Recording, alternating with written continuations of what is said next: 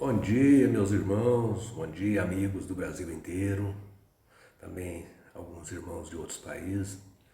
Que Deus abençoe a todos vocês que assistem meus vídeos, que Deus ilumine vocês, que Deus retribua vocês com muita paz, muito amor e muita saúde. E o Natal está chegando, um Feliz Natal para todos nós, né? Meus irmãos, a doutrina básica da Torre de Vigia, a organização representada pelas Testemunhas de Jeová e seu corpo governante, é um paraíso na terra, né? Que, segundo eles, somente as Testemunhas de Jeová vão herdar esse paraíso. A menos que você esteja dentro daquela organização, você não vai herdar esse paraíso. E para defender essa doutrina, eles citam textos tanto do Antigo como do Novo Testamento. E eles dizem que esse paraíso foi o motivo da pregação de Jesus, que Jesus veio aqui na terra para pregar esse paraíso, né? Mas eu desafio a qualquer um deles, uma testemunha de Jeová, a me mostrar um texto, um só basta, onde Jesus ou os seus apóstolos pregaram um paraíso na terra. Eu gostaria que eles me mandassem coloca nos comentários para mim aí, um texto, não precisa mais, não precisa dois não, um só, um texto, você já consegue me satisfazer. Eu gostaria de um texto onde Jesus e seus apóstolos pregaram um paraíso na terra. Agora veja, meus irmãos, um texto muito utilizado por eles para defender essa ideia desse paraíso na terra é Salmos 37, 29, né? Salmo 37, 29, eles defendem que esse texto fala de um paraíso na terra.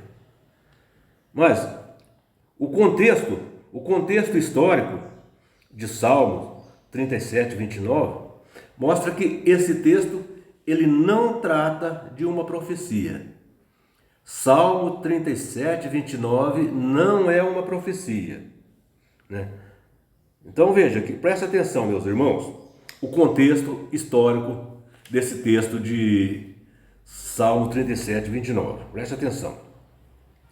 Quando a nação de Israel entrou ali na terra de Canaã, eles deveriam ter expulsado todos os povos que moravam naquela terra e herdar aquela terra somente para eles, né?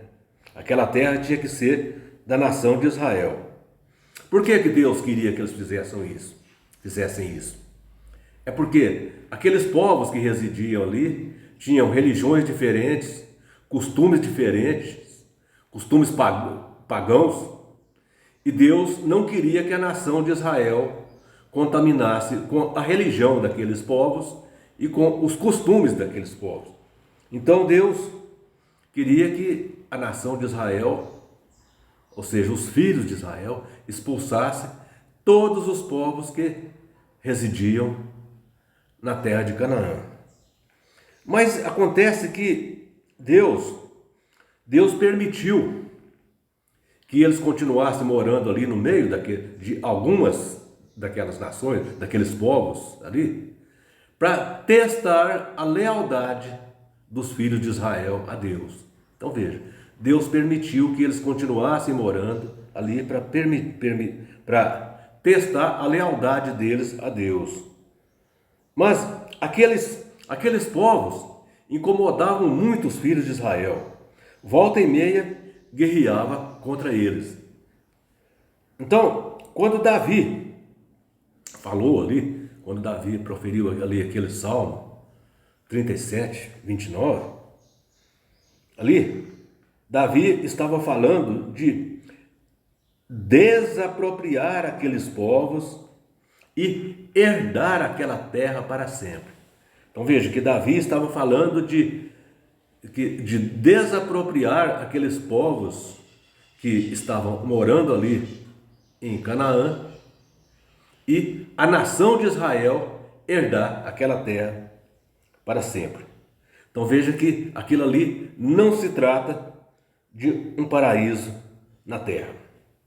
Agora, outro texto que eles usam já no Novo Testamento para dizer falar que Jesus prometeu um paraíso na terra é Mateus capítulo 5, versículo 5. Aí se vocês for observar direitinho, não só o texto, mas observar o contexto, vocês vão ver que Jesus não falava de um paraíso na terra. Se formos observar ali, Mateus capítulo 5, a partir do versículo 1, ali mostra que Jesus estava falando para os seus discípulos. Jesus falava para os seus discípulos.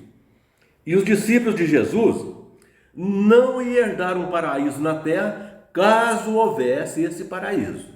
Entendeu? Caso houvesse esse paraíso que as testemunhas de Jeová diz, os discípulos de Jesus não iam herdar esse paraíso, porque a esperança deles era celestial.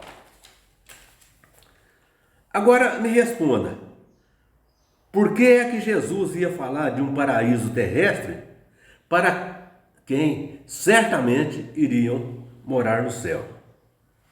Sem contar, meus irmãos, que Mateus, no capítulo 5, versículo 3, ali Jesus disse assim, bem-aventurados os humildes de espíritos, porque deles é o reino do céu. E o referido texto que as testemunhas de Jeová usam, Mateus capítulo 5, versículo 5, Jesus diz, bem-aventurados os mansos, porque herdarão a terra. Agora, eu gostaria de fazer uma perguntinha para as testemunhas de Jeová.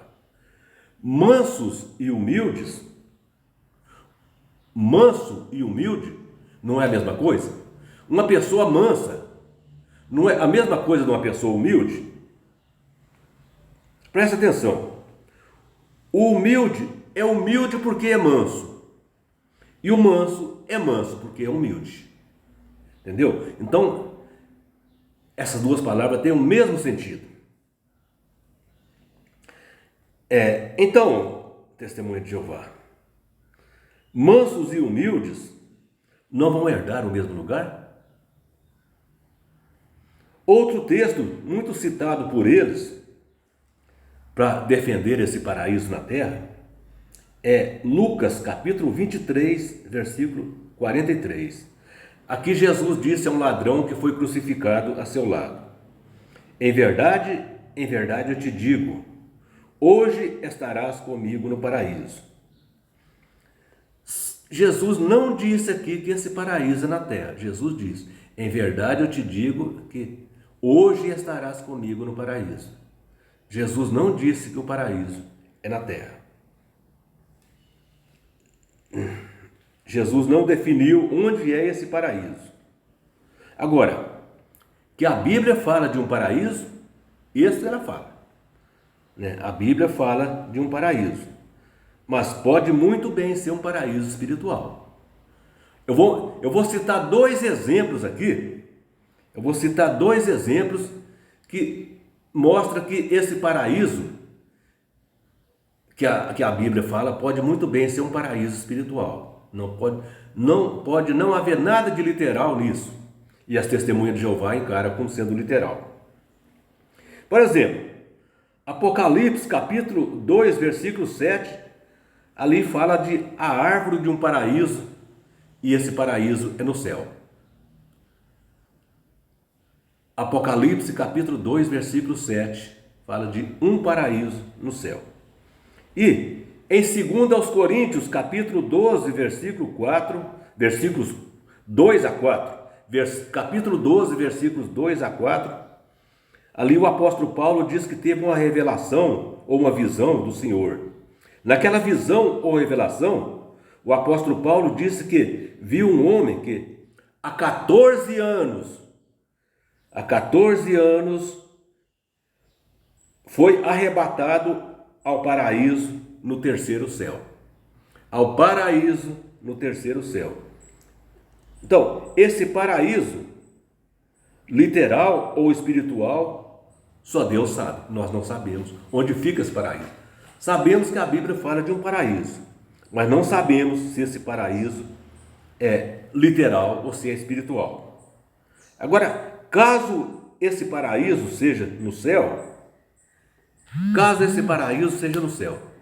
então, o que é o reino de Deus? A Bíblia fala muito do reino de Deus. O que é o reino de Deus, então? Meus irmãos, essa expressão reino de Deus, dependendo do contexto, ela pode ter vários sentidos. Eu vou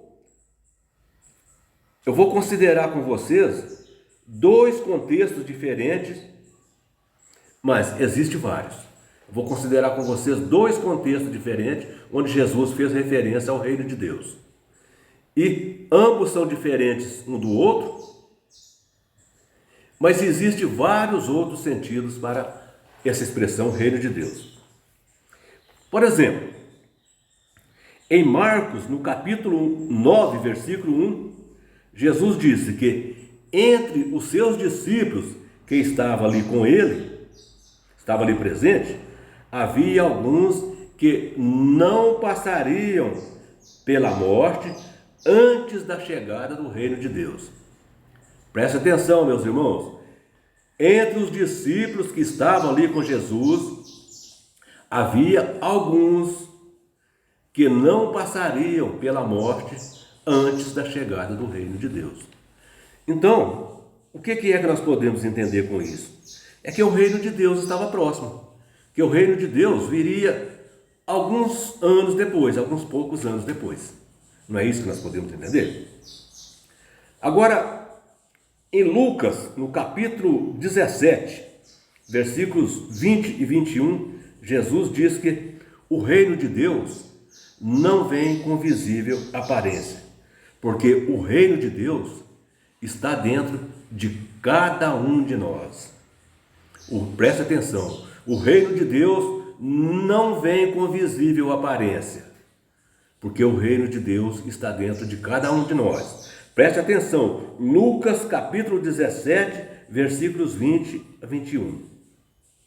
Então preste atenção, meus irmãos. Isso mostra que, dependendo do contexto, o reino de Deus tem vários sentidos. Então o reino de Deus não é isso que as testemunhas de Jeová diz, que Jesus vem, destrói os maus, transforma a terra num paraíso. Não é nada disso que as testemunhas de Jeová falam. Então é bom pesquisar mais a Bíblia para entender que o reino de Deus não é isso.